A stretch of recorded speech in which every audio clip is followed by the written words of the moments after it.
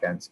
Again, dear Michigan Theater members, sorry to be delayed in the start of this meeting. This is our annual meeting of members, which we usually do in April of every year. We usually do them at the Michigan or the State Theater. Last year we did it at the State Theater because it was our new venue.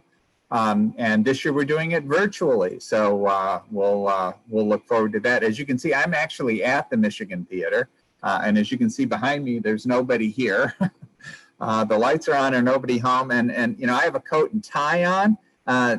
Because, you know, I like to dress up for members, but actually in this particular case, it's so cold in the Michigan Theater that I need a coat and jacket and a vest just to keep warm for this meeting. Something that we're doing to make sure that we're making good use of our donors' money and at this very difficult time. Well, we're going to go ahead and proceed and look forward to having Jamie join us. Jamie's been our board chair. He's beginning his third year this year. He's been a terrific board leader. We're obviously experiencing some technical difficulties, which is preventing him from joining us at the moment, but we hope to get him here pretty soon. So just to give you a reminder overview of what the Michigan Theater is about, we're going to, we'll talk about the mission, but at this particular meeting, we're going to essentially summarize what the Michigan Theater is about, our mission and vision. We're going to talk about our core values, and we're going to give you an update on things that have happened over the last 12 or so months that comprises this particular board year since our last annual meeting. We've got some good news, and obviously the big bad news is that we're closed because of the COVID-19 pandemic. And then there's two pieces of business that we will conduct. One of them is the vote on the new slate of trustees, and the other one is the acceptance of the audit, which will be presented by our finance director, Janice Warner. We're going to hear from the development department as well as we look to make it through this challenging time. But it's important, especially in times of organizational stress, to remember your vision and keep that in our heads and in our hearts. So we hope that you do that as our members. And our mission, which we've recrafted over the last 3 years, our original mission was focused exclusively on the Michigan Theater, but this is a broader vision that acknowledges the fact that we do a film festival, but most particularly that we now operate outside of the four walls of the Michigan Theater, particularly with the State Theater. So that mission is, with joy and in partnership, we bring diverse people together to build community, protect our historic buildings, advance understanding, public storytelling, and the arts. We hope that you're happy with that mission. We worked very hard on it to have it represent what it is that we do now and for the foreseeable future. We've had a lot of success over the last 20 years working very rigorously on a strategic planning session that we typically did in 5-year segments. And this is the last year of our last strategic plan that went from 2016 to this year. And that strategic plan, the vision for it was to invest, grow, be diverse, and lead. And we've made a lot of progress over the last 5 years in those things. We've invested heavily in the State Theater, renovating it and bringing it back to some of its original Art Deco glory, making improvements at the Michigan Theater, both in terms of the infrastructure behind the scenes and the new seats and other things that you can see every time that you come here. We've grown our attendance with the remodeling of the State Theater. We've grown donations, and we've made a lot of progress in our management and the effectiveness of our management. We contracted with a company called the Andrews Group, which is an HR company. We realized that we had outgrown our ability to manage HR ourselves. And we brought this company in after a rigorous process of going through lots of different companies to figure out which would be best for us. And we've been extremely pleased with Karen Andrews and her team as they've helped us implement very strong HR policies and also focused our efforts and management work towards our mission and towards the vision that drives it. We want to be diverse, and we have a very wonderfully diverse board. We have a really wonderfully diverse line staff. Our senior management is less diverse than we would like it to be, but we're working on that as well. And that will continue to be a priority for us in the years to come. And then we're a leader locally, both in the community and in the arts community, regionally with Cinetopia and with our Art House Convergence, which we'll hear more about. We also have a national and international leadership position in terms of specialty film. Well, I'm going to take us back a couple of slides because Jamie Bure has joined us. Hello, Board Chair Jamie Bure. And he's going to give us, from his point of view and the Board of Trustees' point of view, a little overview from his seat. Thank you, Russ. Can you hear me okay? Yes, we can. Okay. Well, good afternoon, everyone. Sorry about the technical difficulty. And I'm so glad that you're spending time with us for the Foundation's annual meeting. Obviously, we're in uncharted waters here, and there's lots of forecasts floating around. But I would urge you to realize those are just forecasts because we don't know where we're going to end up. But we know this: if we continue to work together, we will see a better day and a better place down the road. I can share with you what Russ was beginning to tell you, some very measured good news, and that is that the Michigan Theater Foundation is in a solid financial position and relatively stable condition under the circumstances. Can we last for months and months and months without revenue? No, not without financial help. But as Russ will continue to share with you, he and a senior management team, Lee Berry, the development director, Steve Crowley, operations, Janice Weaver, the CFO, and the rest of the staff, with the help of our outside consultant, which Russ just mentioned, Karen Andrews, and the strong support of a fully engaged board of trustees. All of these constituents have been on top of this crisis since the start. Emergency planning began in January, including discussions with the board, and by mid-March, a comprehensive weekly financial plan had been constructed, designed to treat our staff and our employees appropriately while maintaining a safe and secure facilities. So Russ just mentioned we're going to go through the business portion of the meeting a little bit later, which will include the election of new trustees, as well as ultimately the election of a slate of officers. And I just want everybody to know that I will be serving my third year as board chair, and it will be my honor to continue to serve the foundation, the outstanding staff and the board, and all of you are faithful supporters of this iconic and historic organization. Thanks, Russ. Thank you, Jamie, and we are very lucky to have Jamie as our board chair. He's served other organizations in the community, knows what to do as a board chair, how to set policy, how to lead, and work very effectively with the staff. So thank you, Jamie. We'll go back to where we were. When we were talking about the Michigan Theater, we obviously have our mission and our vision, but then every day we show up and do stuff. So that everyday stuff is we're a professional nonprofit business infrastructure, and we have a partnership and communitarian kind of approach to things because we feel that community is so integral to what we do every day. We have a process to save and restore theaters, which is how we got started with the Michigan Theater, and use that for the State Theater as well. And we also, along the way, developed a big picture vision for what a nonprofit community-driven organization can be. And we've learned this through the partnerships that we've had with the community. And we're going to talk about some of those partnerships a little later in this presentation.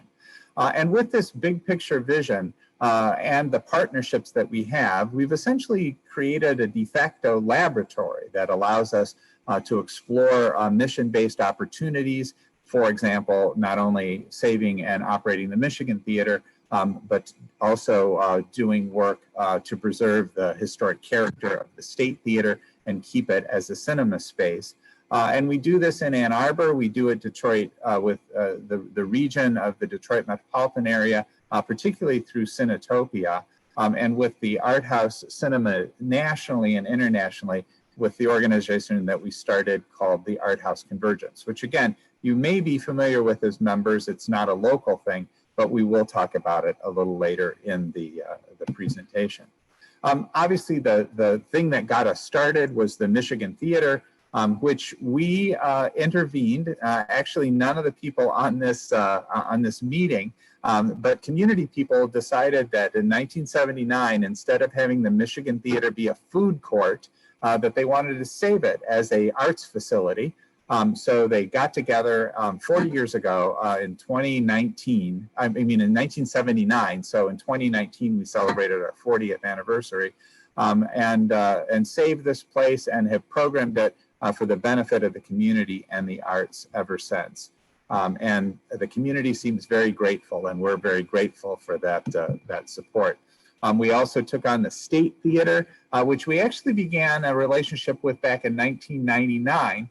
But it wasn't until 2014 that we actually took an ownership stake when that building, when the owners were talking about using it for offices, but subsequently they were very, very cooperative with us as we looked to preserve part of the State Theater for cinematic use. And it's been a real benefit to the arts, we believe, in terms of the cinema program we've been able to do. And the community really seems to like it. The two other things that we do, this Art House Convergence, which we started with Sundance, the Sundance Film Festival and the Sundance Institute back in 2008, has grown very aggressively. And it really provides us a window into what other art houses around the country and around the world are doing. We've ended up having a relationship with Europa Cinema, which is a colleague organization for art house cinemas in Europe. And we've also connected with Latin America and various places around the country, the Middle East, in terms of those kind of specialty cinema programs that are taking place around the United States, around North America, and around the world. And Cinetopia is the newest thing that we started back in 2012, which is a regional film festival for the Detroit metropolitan area. And that will continue again this year. We owned a building called the Cadillac Building, which the KMD Foundation set up for us back in 1998.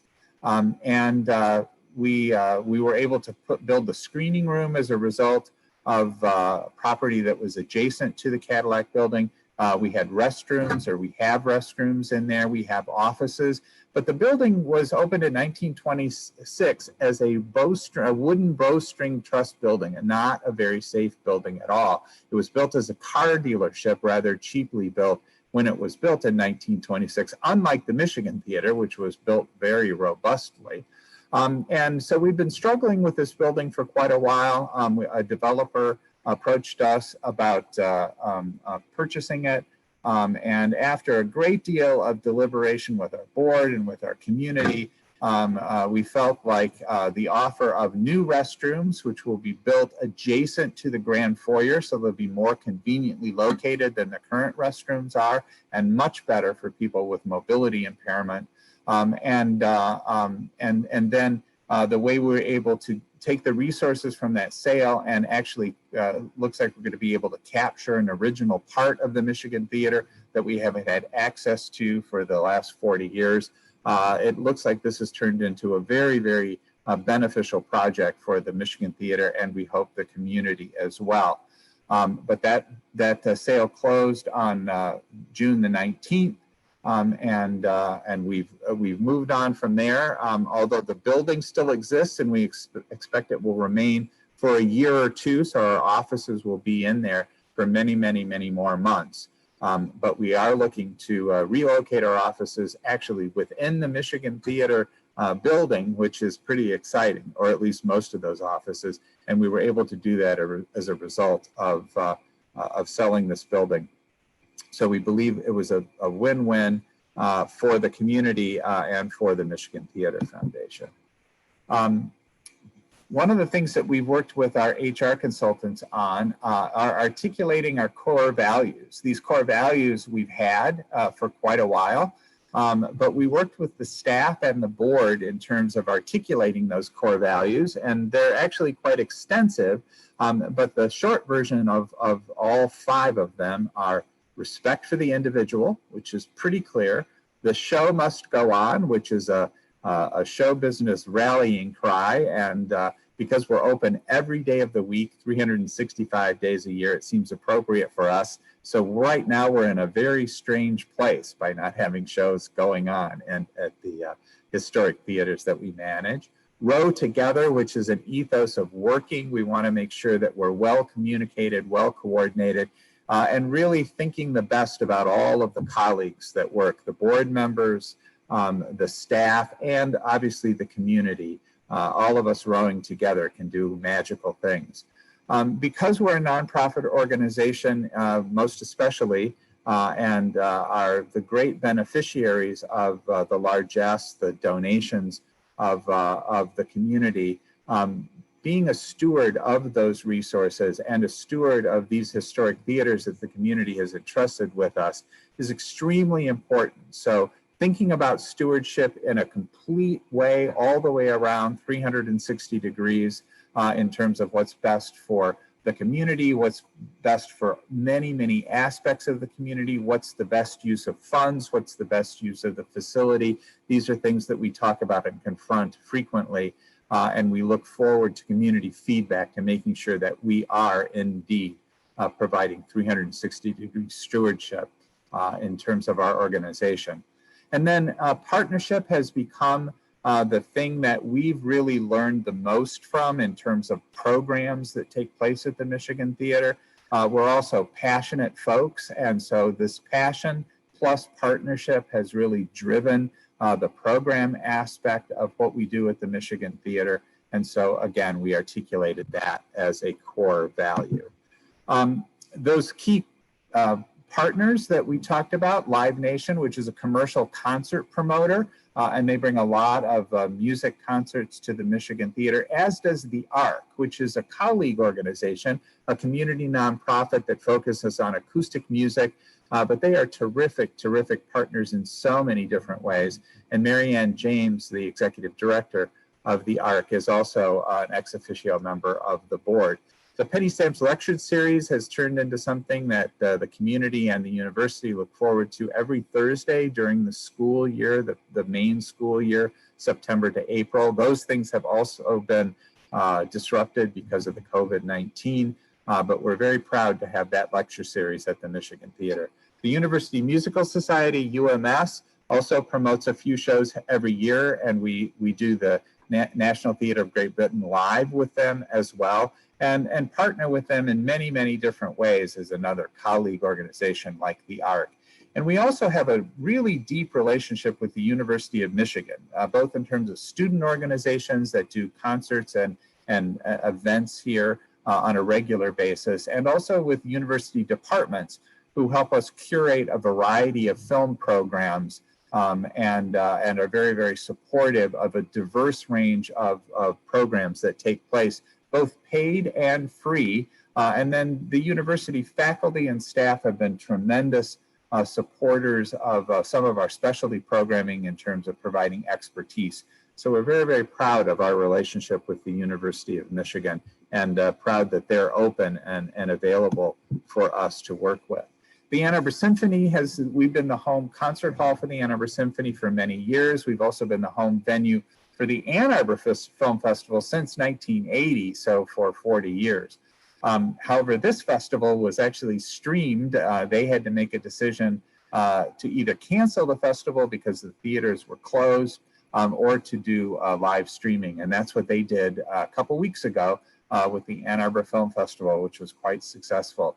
We have a deep relationship with the Jewish Community Center, working with their Jewish Film Festival, and also some film discussion groups and other special screening opportunities that we have. Again, representative of other folks in the community, not connected to the university, that we work with in terms of special programs. We have a Polish Film Festival and other community events like that. The University of Michigan has a special archive called Mavericks and Makers, where some of the most profound filmmakers in American history, including Robert Altman and John Sayles and Jonathan Demme, have donated their entire collection of their careers to the University of Michigan. And it is a terrific collection that we get to do very interesting things with throughout the year. The Cinetopia Film Festival, we have lots of partners there around the southeastern Michigan area that allow that to happen. And we've had a long relationship at this point with the Sundance Institute and the Sundance Film Festival, particularly with the Art House Convergence. Now, the earned income at the Michigan Theater makes up 60 to 65% of our revenue. And that comes through movie admissions and live events, rentals, which are licensing of the theater for other people to use for performing arts primarily, but also a few film events as well. Usually we partner with those. For the rental events are 100% the responsibility of the folks that are renting the theater using it. And then concession sales is an important revenue source, as are other ticketing and facility fees and other kinds of earned income like that. So that's our earned income aspect that essentially has evaporated since we were forced to close the theater back in mid-March. In response to that, we have to make do with what's there. But everyone should know that our budget, which is about $6.5 million a year, about $4 million of that is the earned income aspect, again, primarily through ticket sales and rentals of the facility and various fees connected with that. With little or no earned revenue, we're looking at a deficit of about $387,000 between now and the end of the fiscal year. A lot of that depends about when things reopen and if public venues like the Michigan Theater and State Theater can be reopened. But that's our best estimate of what the impact would be. This estimate does include partial opening of the theater between now and the end of our fiscal year, which again is September 30th. But it is going to be a very devastating amount of loss. We've actually estimated that for the full 12 months of operating the theater, with many months of that being at some kind of subdued level, that we're up to losing possibly $1 million, not only of direct cash revenue, but some of the ongoing depreciation and other kinds of expenses that an organization like ours has to pay for on an ongoing basis to make sure that we're maintaining and keeping these wonderful historic theaters in the best possible way. Now, we've worked to be creative in terms of what we might be able to do in terms of making money back. We're working with fundraising and lots of various programs there. You're going to hear about those in a minute. We have some special online programs, which we'll see how that turns out in terms of developing a certain amount of revenue. We're not expecting that to be very big, but we do have some very interesting programs that we're able to present on a very unique way because of the relationships that we have with a variety of distributors that are making some special programs only available to art houses. And then we're looking at how we can support the community, how we can support individuals in this very difficult time.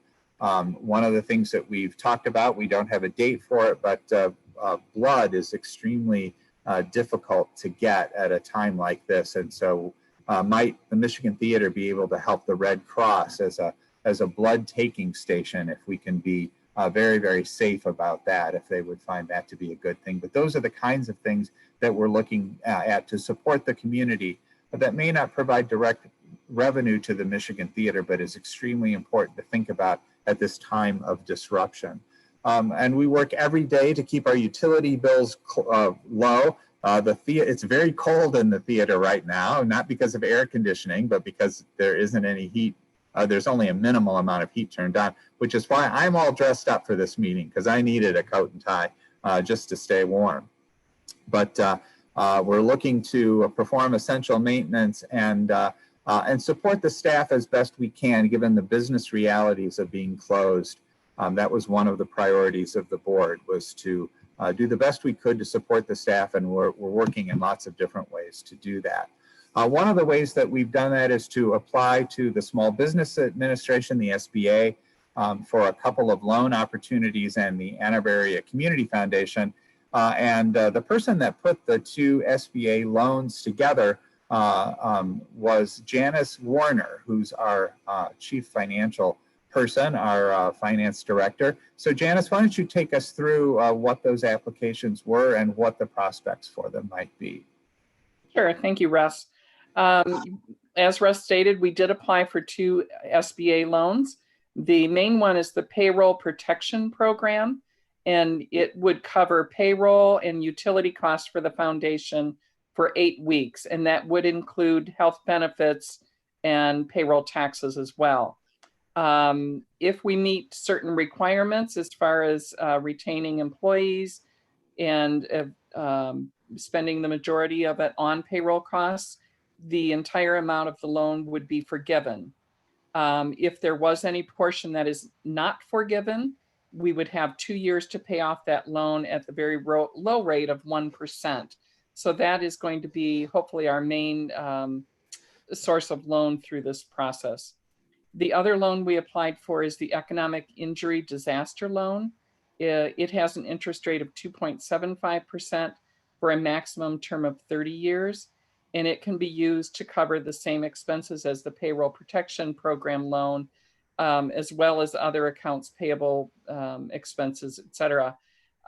We have to make sure that we do not apply the two loans to the same expenses. And so hopefully we will get both loans and be able to use them to our advantage through this process. Great, thank you, Janice. So Janice and I worked on these three things: the SBA loan, the Paycheck Protection Program, the Economic Injury Disaster Loan. She did most of the work, however. I usually claim all of the work that the staff does, but I have to be honest, she did most of the work on those, and we're grateful for it. And she helped me put together the Ann Arbor Area Community Foundation zero interest loan that we expect to hear back from all of these three programs: Ann Arbor Area Community Foundation, the Economic Injury Disaster Loan, and the Paycheck Protection Project within the next probably 3 weeks. We'll hear back from them to see if we qualify for any of them. We're also in the process of pursuing some special fundraising opportunities, which Lee and Amber are going to talk about in just a second. And so that actually takes us to the next part of what we're talking about.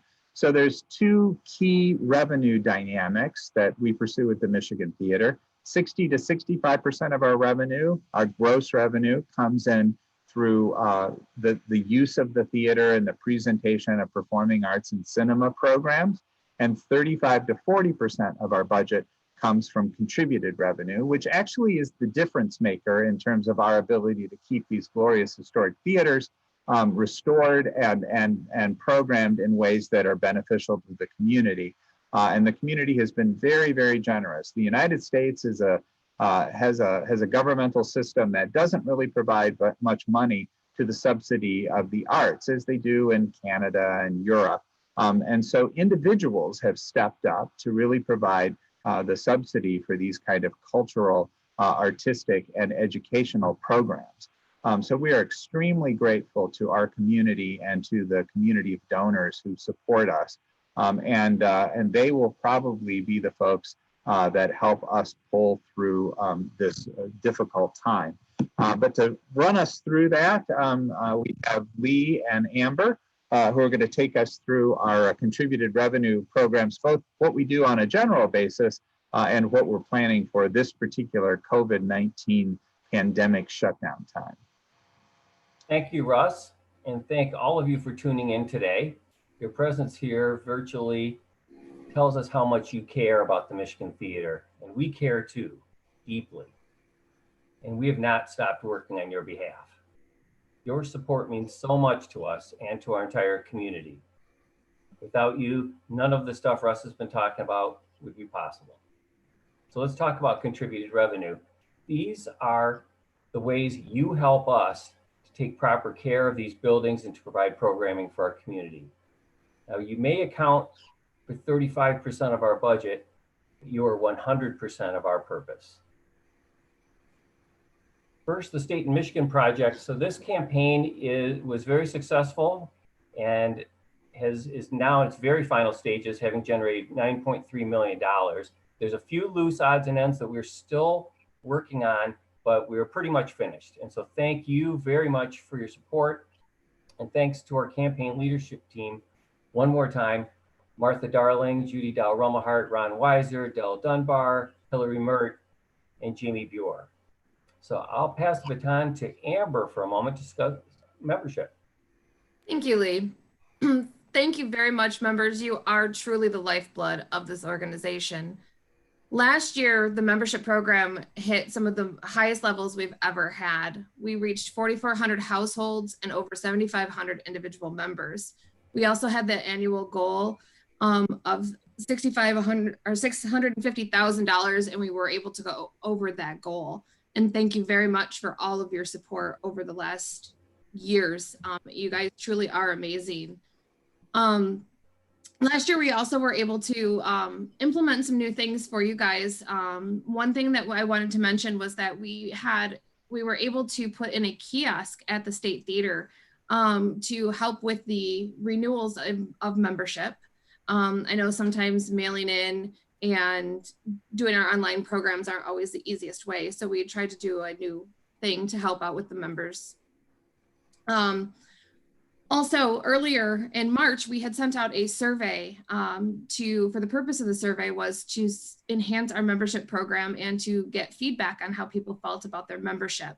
We are still working on the final product or the final report for this, but I am happy to say that 95% of the members that responded did say they were very satisfied with everything, which is very good to hear and just wonderful. As for what we're currently doing, I wanted to mention for our premium member night this week, we are going to start a film discussion program at 7 p.m. And this week is going to be around contemporary French films. An email was sent out. If you did not receive your email, please feel free to reach out to me at any time. I can get that information to you. We've also started some streaming platforms like Russ had mentioned earlier. Some other art house places have been kind and offered their services to us. One of them is Mubi. They've offered 90 days free subscription to our premium and gold card members. Music Buck Direct has also offered a free 30 days, and the Criterion Collections offered 50% off of theirs. So again, just thank you very much, and I'm going to turn it back over to Lee. Okay, thanks, Amber. So in addition to individual gifts, the support of local businesses is critical and comes in the form of partnerships that provide recognition across our range of marketing platforms on site, on screen, and online. We have a few larger companies and foundations, but the bulk of our sponsorships are really smaller community businesses who provide gifts of $1,500, $2,500, $5,000. We need them all, and we thank them all. You may be familiar with our Towsley Society, which is our annual giving society named after Margaret D. Towsley. And that program consists of donors who make pledges of $1,000 per year for 5 years. And this provides very critical consistency to our fundraising that we can plan with a degree of confidence years into the future.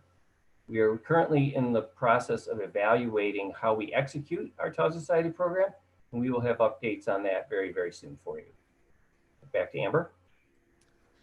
So our annual gift program mainly focuses on gifts under $1,000. We do have several direct mail appeals that go out. And then we have two really big one-day online fundraisers that we do. One being our May Day of Giving. That's generally the first Tuesday of each May.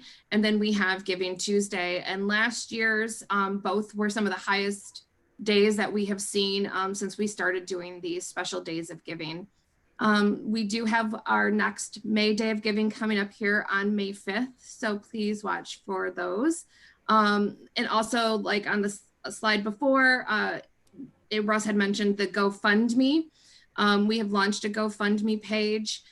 Again, this is generally to focus on the gifts under $1,000, and also to open up a new avenue for people to donate. A lot of the people that don't generally donate or donate in different ways, this is just another avenue for them to be able to donate and be able to interact with us as well. So if you haven't checked it out, check it out. There was an email sent out about that. But otherwise, Annual Gifts, again, did a great year last year, and we're hoping again to see more come in. And back to Lee. Okay, so we define intermediate gifts as gifts of about $1,500 to $5,000, and major gifts as gifts over $5,000. And we are going to need more gifts at this level now that we have 2 buildings to staff and maintain instead of 1. So now the capital campaign is wrapped up, we hope to receive some new pledges to support the future growth of the organization. And finally, in the grant category, we primarily, our primary grant is with the Michigan Council for Arts and Cultural Affairs. We have a handful of additional grants that we receive each year, mostly for Cinetopia. But as you heard earlier from Janice, we are pursuing other big grants right now to help us. And we hope to expand our grant category when we return to stability. Thanks. All right, and if members have questions about any of the fundraising or any of the other operating stuff, please go ahead and send an email to Amber Duncan, and her email address is aduncan, ADUNCAN, at Mich Theater, that's MICH, the 4-letter abbreviation for Michigan, and then theater spelled with an ER, so that's MICHTHEATER.org. So if you have any questions, go ahead and send those to Amber. And again, use that same email address if you wish to vote when we get to voting on the slate of members or the slate of new trustees and the and accepting the financial report. Well, so what we've got next is a little highlights from the past year or so, which was actually a really interesting year, 2019 and into 2020. So this in 2019, we celebrated the 40th anniversary as the Michigan Theater as a nonprofit organization. In January, we celebrated the 92nd birthday of the Michigan Theater as a building. It was opened in 1928, and in January the 5th, it was the 92nd birthday of the Michigan Theater. And Scott Clark, who actually predated me by a year, he came a year after the organization was formed, and I came 2 years after the organization was formed. But Scott and I have worked together for almost 40 years, and he retired this year. He knew more about the Michigan Theater building than any other person, probably still does. And fortunately, he is willing to take our phone calls, and he will continue to be a spirit at the Michigan Theater, even though we don't benefit from his work on a daily basis. Lou Belcher celebrated his 80th birthday at the Michigan Theater. When he was 40, so 40 years ago, he was the mayor that was very instrumental in saving the Michigan Theater. There were 3 people that represent 3 aspects of our community that saved the Michigan Theater.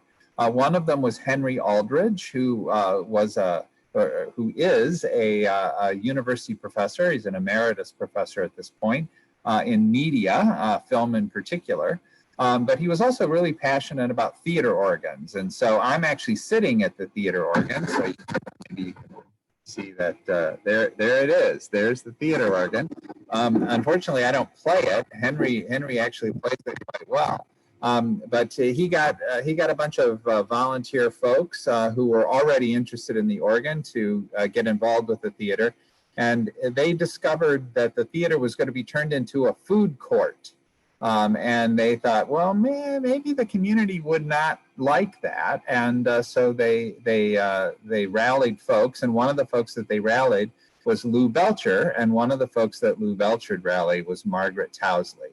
So a citizen who was just passionate, waved the flag. That was Henry Aldridge. A community mover and shaker. In this particular case, the mayor got involved. And then the philanthropic community got involved in the form of Margaret Towsley. And those three elements continue to be what make the Michigan Theater special. The community, leadership, and philanthropy allow us to go forward. So we're very, very grateful. And when we celebrated the 40th anniversary, we celebrated those aspects. So we owe a debt of gratitude to Mayor Belcher, as well as Scott, for his long service. And then continuing in that great tradition of leadership, we talked about Jamie Buer, our current board chair, who's an excellent community member to lead nonprofit organizations. It's not a skill that everybody has, but when you find somebody with that skill, it is magical in terms of what can happen.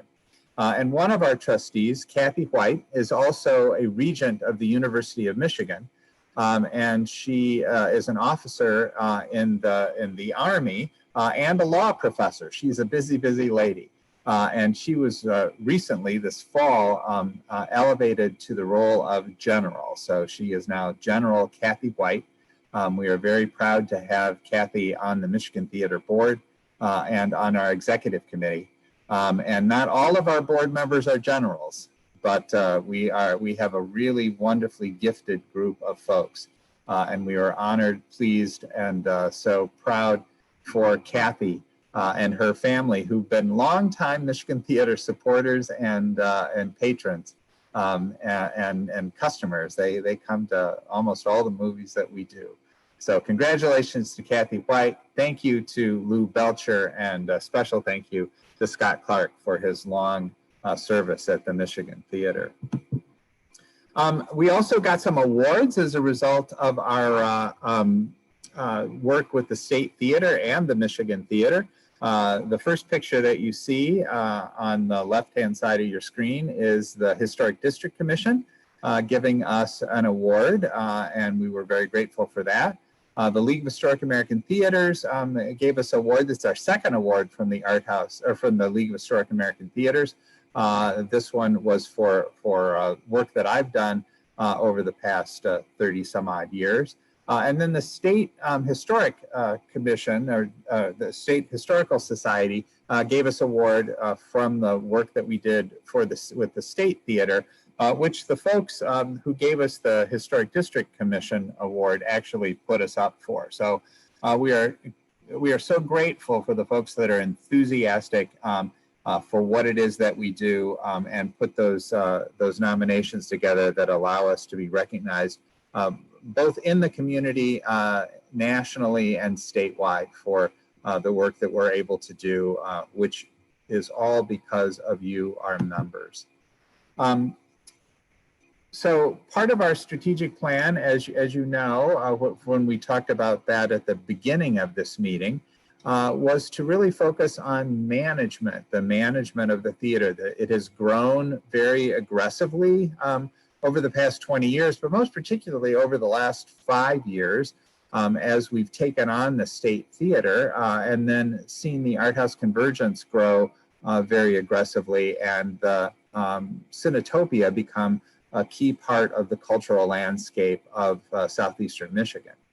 So not only the technical part of HR, human resource management, we discovered we needed more professional help with that, in the same way that at a certain point you get to be an organization that needs the help of an outside auditor, that expertise that allows you to do the right thing and make sure that you're doing the right thing in terms of your financial management. And we found that that was also true with help that we needed with HR. We needed folks that could help us make sure that we're complying with all the government regulations, but also that we were executing best practices. So we're in the process of working through those. They also are very effective management coaches. the Andrews Group, and you see Karen Andrews on the far right in terms of her picture.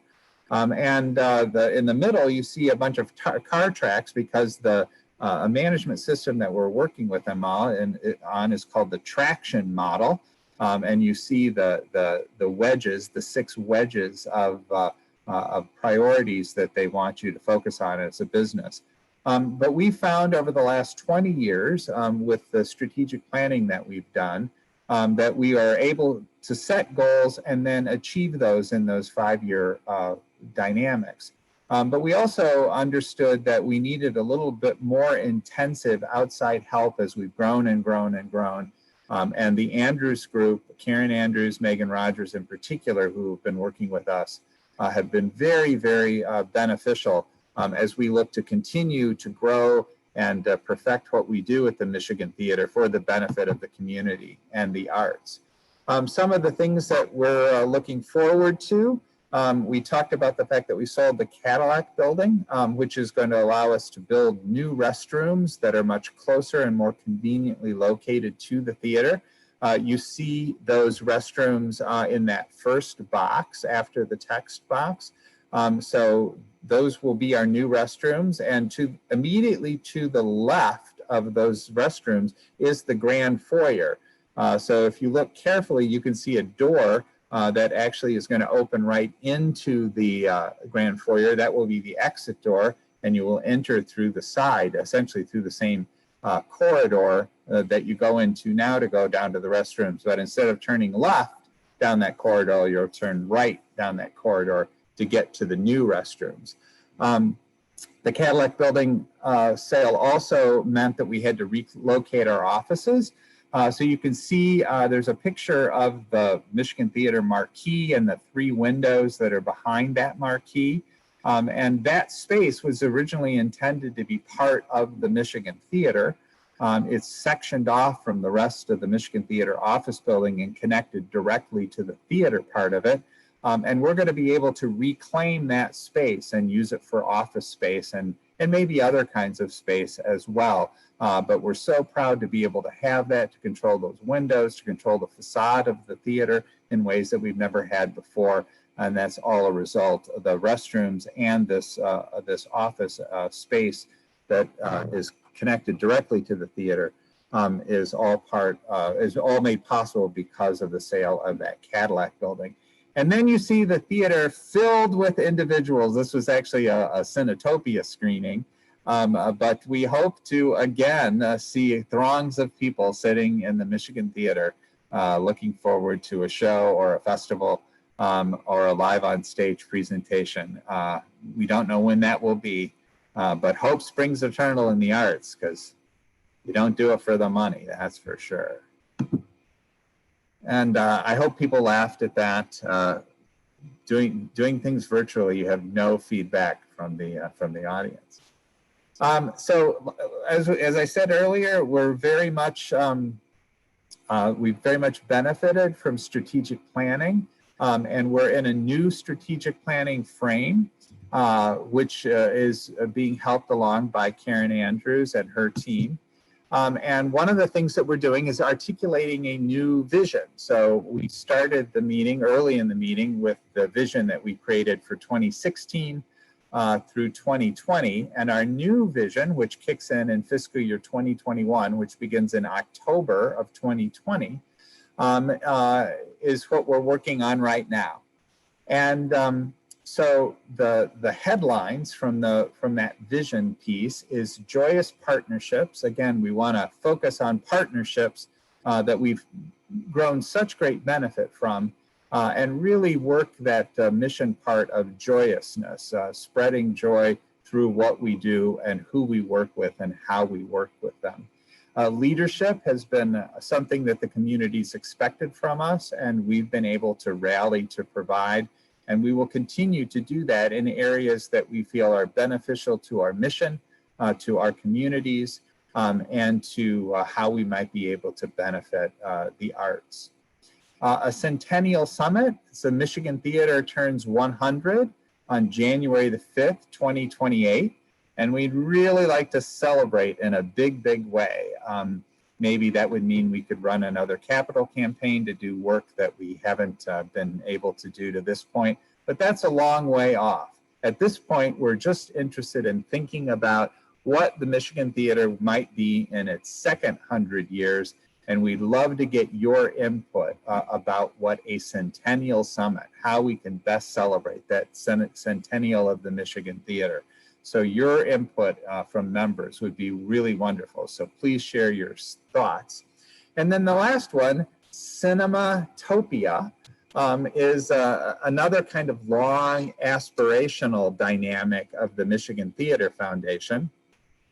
And that is the Ann Arbor and the University of Michigan has a long history of celebrating, enjoying, and contributing to the artistic growth of cinema. And it started back in the 20s when the Michigan League opened and they put a movie theater into the league. The Mendelssohn Theater was actually a movie theater as well as a live on stage theater, just like the Michigan Theater was. And there was a cinema society set up there in the 1920s. That cinema society continued in a more artistic frame in the 1930s and again continued to show movies at the Lydia Mendelssohn Theater. And then the real art house movement grew after World War II in the late 40s, 50s, 60s, and 70s. And Ann Arbor and the University of Michigan were one of the great repertory film cities in the world. And you can think of Berkeley and Cambridge and Oxford and lots of places in Paris and lots of places around the world that had a brilliant cinema culture. And Ann Arbor was right there with them. In fact, our head projectionist, Frank Yulee, is writing a book about this cinema culture that grew up in Ann Arbor through most of the 20th century.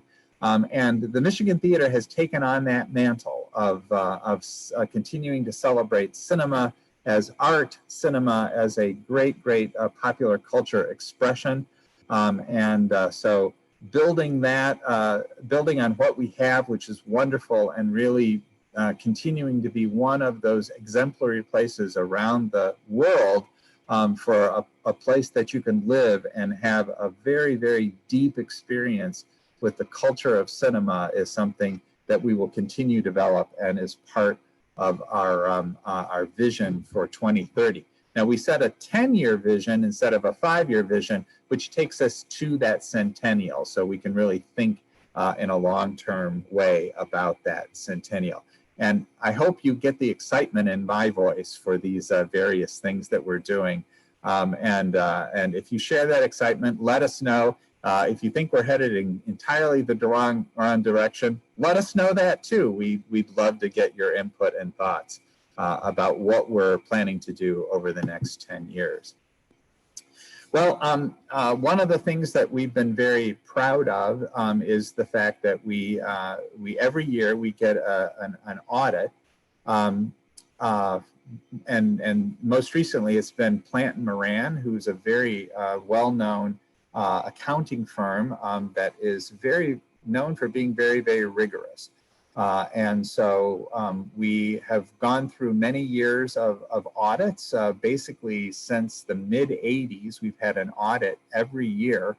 And those are all public records. And the audit for 2019 is essentially done. You were sent a final, or you should have received a final draft of that audit.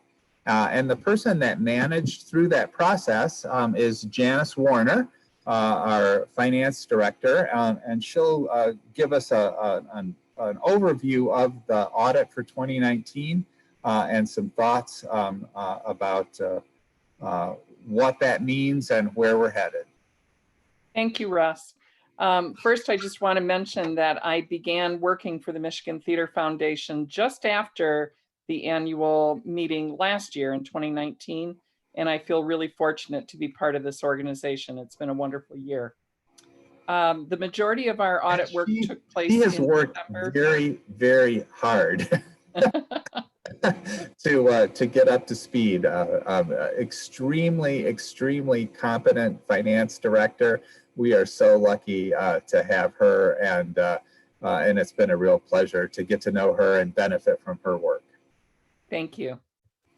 The majority of the audit work took place in December of 2019 with the auditors on site, and I had hoped that the report would be complete before this meeting, but unfortunately COVID-19 slowed this process down as well, since the auditors are also being forced to work from home.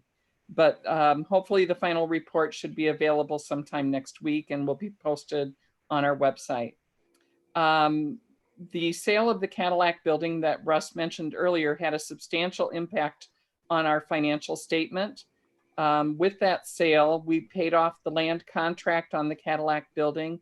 And more importantly, we used the proceeds to pay off the line of credit, which was used to finance the state and Michigan capital projects in anticipation of the future pledge payments that had been pledged. And in addition, we were able to reserve a significant amount of funds in anticipation of purchasing the new office space. So the end result is that we have no long-term debt at this point, and that's going to provide us great flexibility as we move through these uncertain times. Fundraising continued to be strong as we raised over $600,000 more in non-capital fundraising revenue over the prior year. And we also raised an additional $400,000 in capital project fundraising revenue to cover the remaining projects, as Lee had mentioned earlier. And although lower than targeted, we raised over $213,000 more in earned revenue in film, event, rental, and concessions than we had in fiscal year 18. Our art house Convergence continues to grow in both national presence and generation of revenue, with an increase of $75,000 net revenue over the previous year. And Cinetopia continues to thrive and produce net revenue in fiscal year 19 of over $250,000.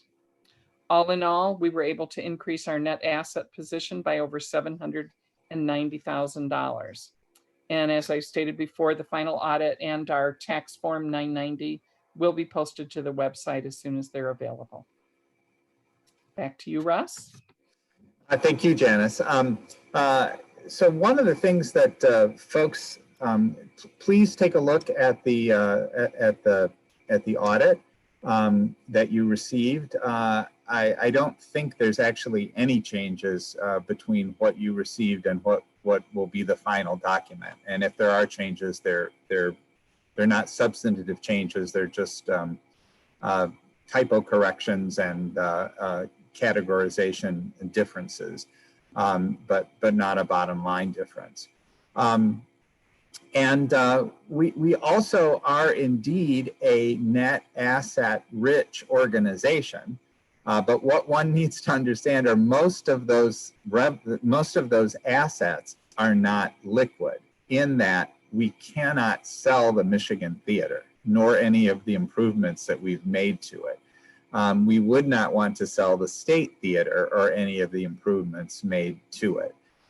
So we put a lot of money into historic theaters to preserve them, but they're not something that we can essentially take at some point in the future, sell and go away. The mission of the organization is to invest assets to preserve these historic theaters so the historic theaters stay in perpetuity. Sometimes our financial statements are a little hard to understand from a layperson's position, because it looks like we have a tremendous amount of resources banked away. Although we have been able to bank some resources away that we hope will help us get through this COVID-19 pandemic situation, and also allow us to serve the community in ways that will allow us to pursue new opportunities if it looks like that would be beneficial to the community. It doesn't mean that we're rolling in millions and millions and millions of dollars worth of assets that we can pull out of the bank. We'd be pulling them out of the theater in terms of theater seats and projectors and those kinds of things. So, and more confusing and complicated things like historic paint and things that you really can't sell at all. or this fabulous organ that I'm sitting at. So one of the things that we need to do is to accept the audit, which merely means that we recognize that an audit has been done, that we believe that it's a credible firm, and we believe that the staff has been cooperative in ways that the auditing firm finds to be useful. And in that regard, it represents the financial condition of the Michigan Theater Foundation. When the final version of the audit is done, it will be put up on our website, as are our 990 forms, which is the form that we file with the government. We are very, very transparent in that way, and will continue to be. And if any of you have any questions about the details of the financial report or the audit, please contact me, or better still, Janice, via email, and we will be happy to respond to any thoughts and concerns that you have. Now, Jamie Buer and I were given many, many proxies from our wonderful members. I received about 220 of them, and Jamie received about 80 of them, and a few other folks got those proxies. So if you would like to vote to approve or accept the audit for 2019, please email Amber. If you've already sent in a proxy, you need not do that. But please go ahead and email those in to Amber. Again, that's aduncan@mishtheater.org. And Jamie, since you and I can hear each other, I'm going to suggest that we vote to accept this. So I'm going to vote in favor of accepting the audit. And I will vote in favor of accepting the audit as well. So we'll take the proxy votes that we have, we'll add them to the votes that Amber gets, and that will be the ultimate tally for that. Based on other annual meetings, we expect that it will be approved, and we'll move forward as if that is the case. If it's different, we will certainly communicate that to you. But again, I would consider that to be highly unlikely at this point. The next thing the next bit of business, we're coming up to the end of the meeting, folks, so stick with us, is the election of a slate of trustees. What you see in front of you now is the entire Michigan Theater Board, which has 3 different classes of trustees. And what I mean, these are just different years. So it's like sophomore, junior, senior, in terms of classes, not a ranking of various people. Everybody that is a voting member of the board, everybody is equal. So you'll notice on this sheet, the class of 2020 there are 3 retiring members: Leslie Bash, Jim Kirk, and Jean Rowan. So all 3 of these fine individuals have served 9 years as board members of the Michigan Theater Foundation. We will miss all of them. Leslie Bash came to us. Originally, she was the executive director of the Jewish Community Center in Ann Arbor. And she's the person that set up the Jewish Film Festival at the Michigan Theater. And through her, the Michigan Theater has developed a really wonderful relationship with the Jewish Community Center that continues to today, even after Leslie has retired several years ago. I'm expecting that you'll still see Leslie coming to movies and things right along. Jim Kirk came to us as a member of the staff of the University of Michigan Credit Union with a lot of banking and financial experience. His wife, Mabel, had been on our board previously, and she was a former treasurer. So there was a lot of financial expertise in that family and background with the Michigan Theater. And we are so grateful for Jim's enthusiasm. He has two things that he's enthusiastic about: hockey, the big hockey fan, University of Michigan hockey fan, and the Michigan Theater. Jim and Mabel are wonderful members of our community and have supported so many different things. So thank you, Jim, and we'll look forward to seeing you at the movies. And Jean Rowan is a former treasurer of the Michigan Theater, a former board chair of the Michigan Theater. She served actually 2 different terms as board chair of the Michigan Theater. And she's had a long, long relationship with the Michigan Theater, and we will definitely miss her on the board. We thank Jean for her work. She's a physician by training and came to this area to work for Warner Lambert and Pfizer, and is currently a professor at Eastern Michigan University in their public health training program that they have there. So we're very grateful to Jean for her long relationship. She actually provided the dollar bill that was necessary to buy the Michigan Theater from the city of Ann Arbor back, I think it was 2006, I think was when that happened. And she pulled the dollar out of her wallet and gave it to the mayor, and we purchased the theater from the city. So she still considers herself an owner of the Michigan Theater, but we're going to talk her out of that, absolutely. So I'm going to ask Jamie Buer to step back in here and tell us a little bit about the nominating committee of the Michigan Theater. Just to go through the rest of this page, we have ex officio members, which the city can appoint. That's part of the original agreement that we had with the city, who stepped in to provide financing back in the early 1980s. Mayor Chris Taylor and councilperson Chip Smith are ex officio members appointed by the city. The board allows me to sit as an ex officio member of the board as well. We're not elected, but we're allowed to serve because of our positions. Mine with being the executive director, and with the former arrangement with the city for the 2 city folks. And then we appoint a couple of ex officio directors just to make sure that we're getting input, very direct input from folks that use and benefit from the Michigan Theater. Marianne James from the ARC, a really wonderful music promoter that has a club down on Main Street, but they also promote shows all over the place, including the Michigan Theater. And then Jim Bernstein, who's a professor of cinema, screenwriting in particular at the University of Michigan. The University of Michigan's Department of Media Arts, Film and Television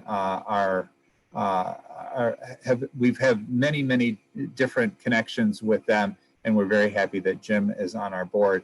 We also have an emeritus board, which are mostly previous board chairs who have served and distinguished themselves through the years. And those folks are elected by the members, by the board. So what we're going to focus on is this particular slate, the class of 2023. And Jamie, can you tell folks how the nominating committee works and how this particular class was arrived at? I'd be happy to, but before I do that, Russ, I want you to know that I did laugh at your joke of about 15 minutes ago, but I was on mute, so no one could hear. In any case, we have several standing committees at the Michigan Theater Foundation, one of which is the nominating committee. And that committee is typically chaired by the immediate past chair of the board, which in this case would be Hillary Mert. Joining Hillary from the management of the theater would be Russ Collins and Lee Berry, since obviously considerations about development would be one of the factors that we think about in terms of future trustees. And then also the vice chair of the board, which at the moment is Debbie Bucci. I'm not an official meeting. I try and attend the meetings from time to time. And we do have an existing roster of potential trustees that has been accumulated over the years, suggestions from supporters, donors, trustees, past trustees, the management team. And those people are partially vetted. In many cases, there is a non-committal conversation to see what their interest might be. Oftentimes, it's not something that some of the candidates could do immediately, but they might be interested in the future. So it's from that roster, from a variety of different sources, that we then take a look at how many seats we need to fill, come up with some candidates, have a specific discussion by members of the nominating committee to see if those people are interested in serving, recognizing that they have not yet been approved. And it's that process that leads us to the list that you're looking at now. So Russ, I turn it back to you. Great, thank you. Yeah, we're very, very grateful to the nominating committee for their work that literally happens year round. So that they will meet again very soon to think about the class of 2024, which seems impossibly long off, but it's an ongoing and consistent process. So what's in front of us today are 5 members that will be elected as a slate. Alicia Torres is beginning her third 3-year term.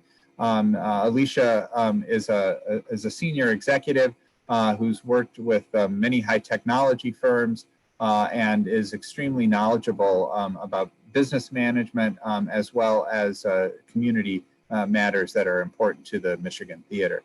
Pat Jenkins just recently retired as a teacher from Skyline High School. She was particularly expertise in media arts and brings that kind of sensibility to her skills as a teacher. And we are extremely grateful to have Pat on for her second 3-year term at the Michigan Theater Foundation. Ann Cooper is a recently retired fundraising executive at the University of Michigan. She and her late husband have been very, very generous supporters of the Michigan Theater, and Ann brings a tremendous amount of fundraising expertise and background to share with the Michigan Theater Foundation.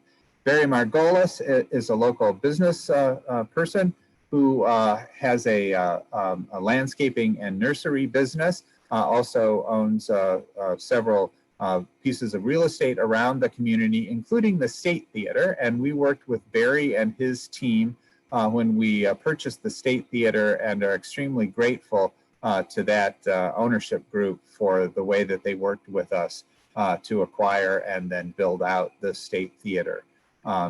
Barry is a generous individual who has been involved in a lot of really wonderful community things in addition to his business.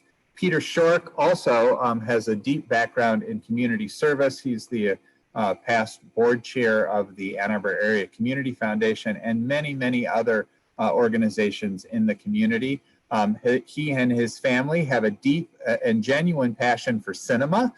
They've come to movies at the Michigan Theater literally Peter's whole life, and his father is a self-confessed movie nut, and I think actually Peter might fit into that category too. His background is in banking.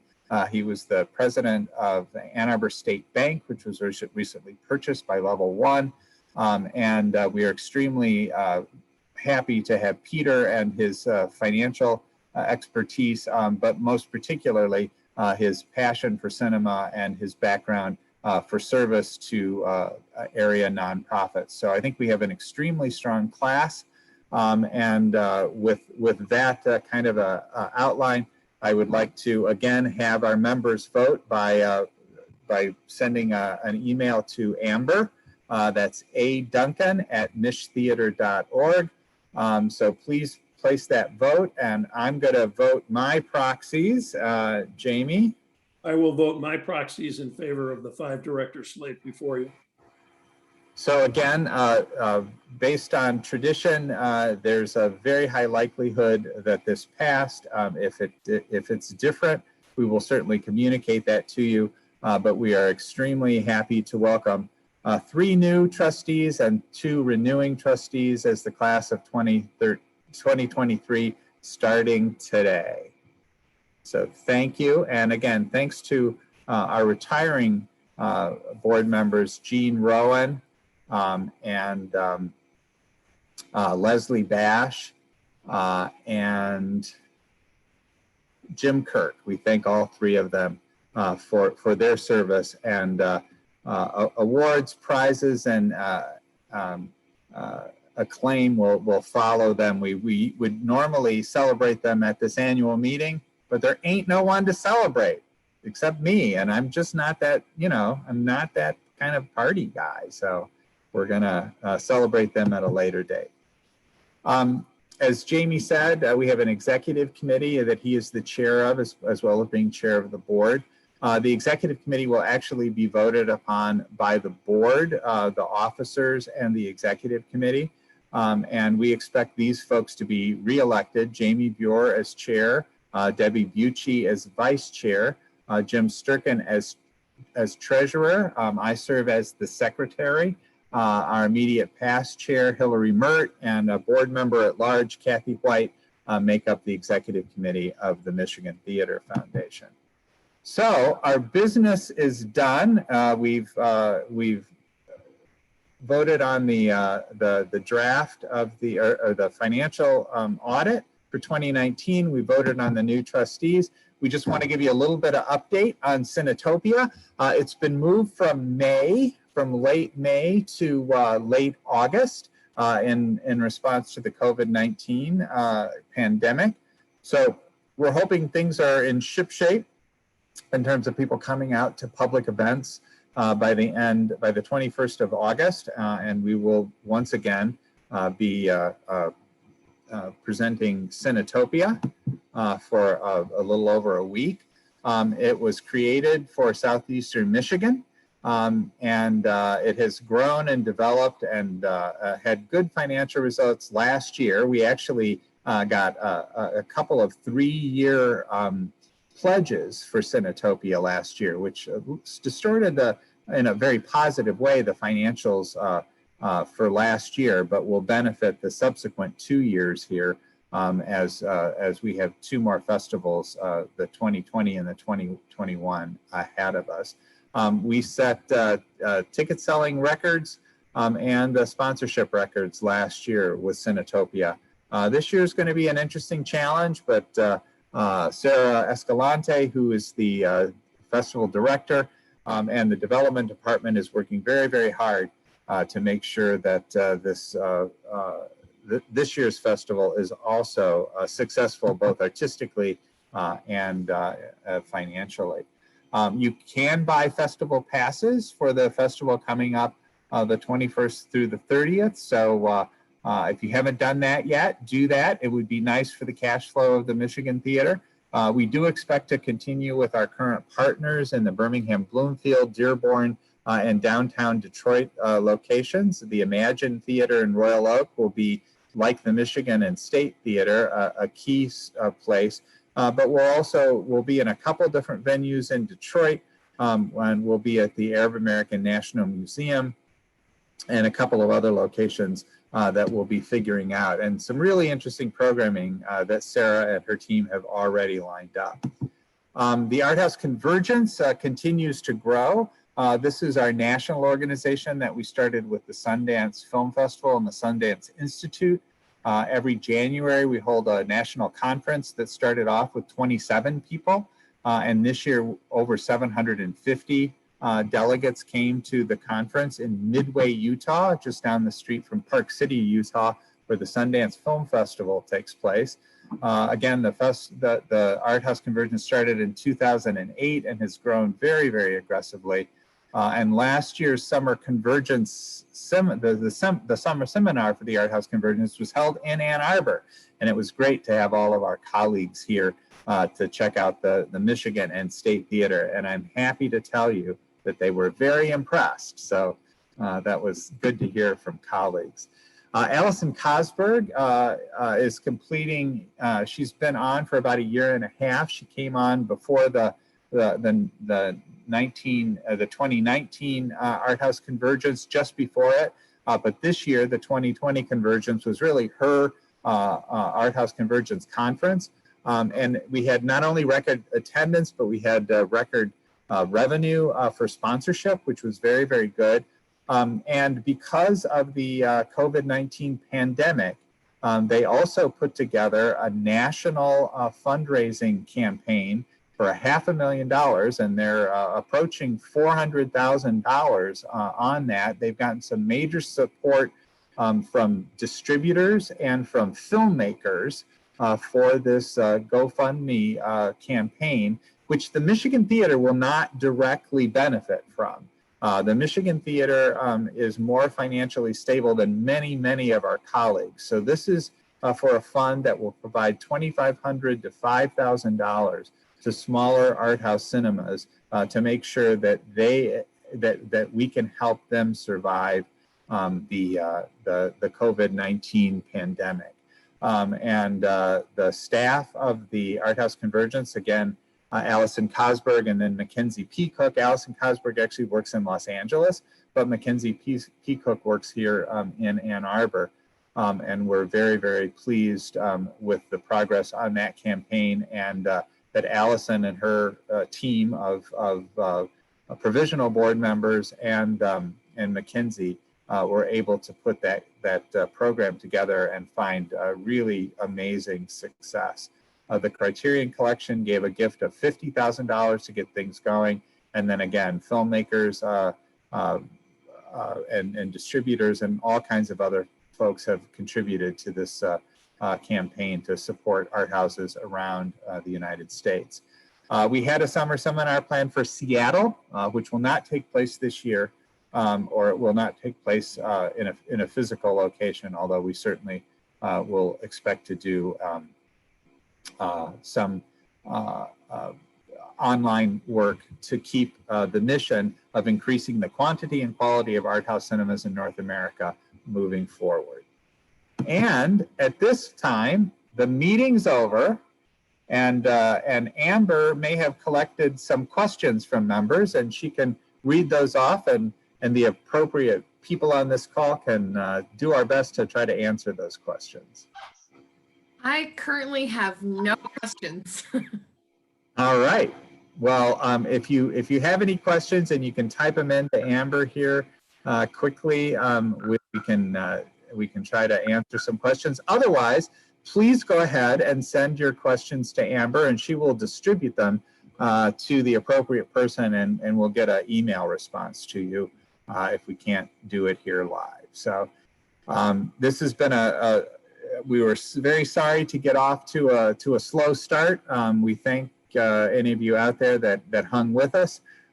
This has been a very long and detailed meeting, and I can understand that there may be some naps taking place throughout Washtenaw County.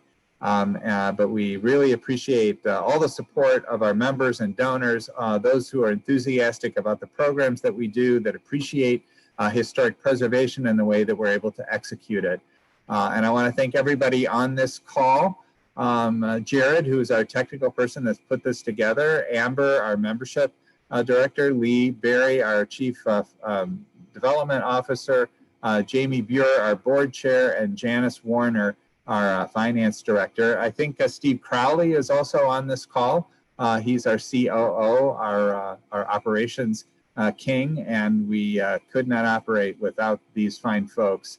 And all the Michigan Theater staff who are so dedicated and enthusiastic to bring the programs and preserve these theaters and execute the programs that we're able to do because of the largesse and the enthusiasm of our community. Hey, I will mention, I'm sorry to butt in here, Russ. I did notice on the chat on YouTube, people are posting questions on there, and I did tell them to make sure to email Amber those questions. Okay, if you want to read off. Oh, sure. Yeah, let me see. I did wonder, this is from Joy Burnott, and it says, I do wonder about the email about premium member events. Yeah, so Amber, you want to talk about that?